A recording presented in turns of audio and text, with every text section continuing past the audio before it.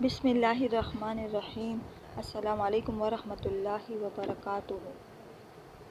تلبیہ یعنی لبیک کس طرح کہتے ہیں؟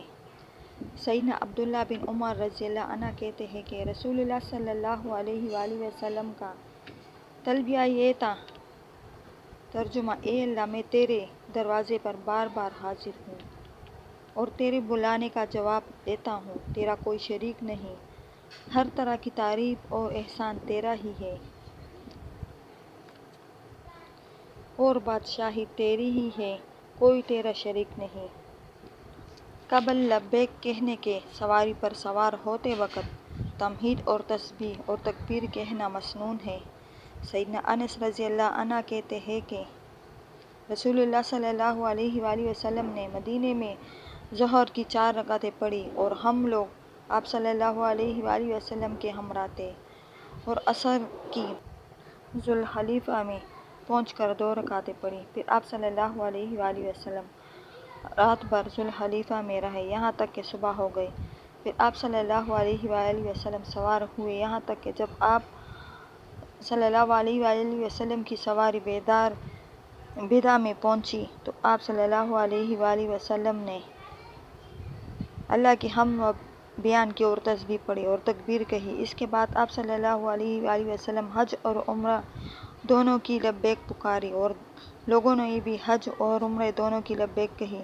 پھر جب ہم لوگ مکے میں پہنچے تو آپ صلی اللہ علیہ وآلہ وسلم نے لوگوں کو احرام کھولنے کا حکم دیا، چنانچہ وہ احرام سے باہر ہو گئے یہاں تک کہ ترویہ کا دن آیا تو لوگوں نے حج کا احرام باندھا۔ سیدنا انس رضی اللہ عنہ کہتے ہیں کہ نبی صلی اللہ علیہ وآلہ وسلم نے کئی اونٹ کھڑے ہو کر اپنے ہاتھ سے نہر قربان کیے اور مدینے میں سینگوں والے 2 مینڈے رسول اللہ صلی اللہ علیہ وآلہ وسلم نے قربان کیے تھے۔ سیدنا عبداللہ بن عمر رضی اللہ عنہ جب حج کے لیے مکہ جانے کا ارادہ کرتے تو تیل لگاتے جس میں خوشبو نہ ہوتی تھی، پھر ذوالحلیفہ کی مسجد میں آتے اور نماز پڑھتے۔ اس کے بعد سوار ہوتے وقت پھر جس وقت وہ سوار ہوتے اور سواری کھڑی ہو جاتی تو احرام باندھتے۔ اس کے بعد کہتے کہ میں نے نبی صلی اللہ علیہ وآلہ وسلم کو ایسا ہی کرتے دیکھا ہے۔ وادی میں اترتے وقت تلبیہ کہنا۔ سیدنا ابن عباس رضی اللہ عنہ کہتے ہیں کہ نبی صلی اللہ علیہ وآلہ وسلم نے موسیٰ علیہ السلام کے بارے میں فرمایا کہ گویا میں اس وقت ان کو دیکھ رہا ہوں جبکہ وہ نشیب میں لبیک کہتے ہوئے اتر رہے تھے۔ جس شخص نے نبی صلی اللہ علیہ وآلہ وسلم کے عہد میں نبی صلی اللہ علیہ وسلم کے مثل احرام باندھا۔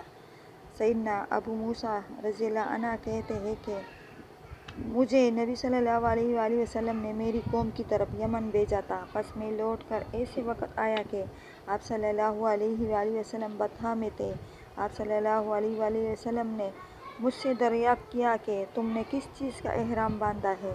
میں نے عرض کیا کہ میں نے نبی صلی اللہ علیہ وآلہ وسلم کے احرام کے مثل احرام باندھا ہے۔ آپ صلی اللہ علیہ وآلہ وسلم نے فرمایا، کیا تمہارے ہمراہ قربانی کا جانور ہے؟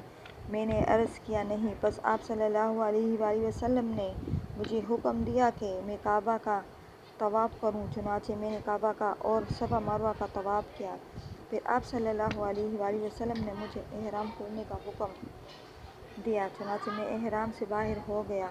پھر میں اپنی قوم کی کسی عورت کے پاس گیا اور اس نے مجھے کنگھی کی یا میرا سر دھو دیا۔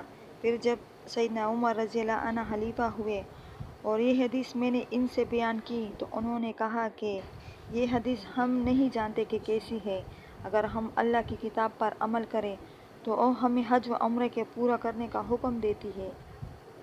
اللہ تعالیٰ نے سورہ بقرہ میں فرمایا ہے، اور حج اور عمرے کو پورا کرو اللہ کی رضامندی حاصل کرنے کے لیے۔ اور اگر ہم رسول اللہ صلی اللہ علیہ وآلہ وسلم کی سنت پر عمل کریں تو آپ صلی اللہ علیہ وآلہ وسلم بھی احرام سے باہر نہیں ہوئے یہاں تک کہ آپ صلی اللہ علیہ وآلہ وسلم نے قربانی کر لی۔ اللہ تعالیٰ ہمیں اور آپ سب مسلمانوں کو عمرہ اور حج کرنے کی سعادت نصیب فرمائے، آمین۔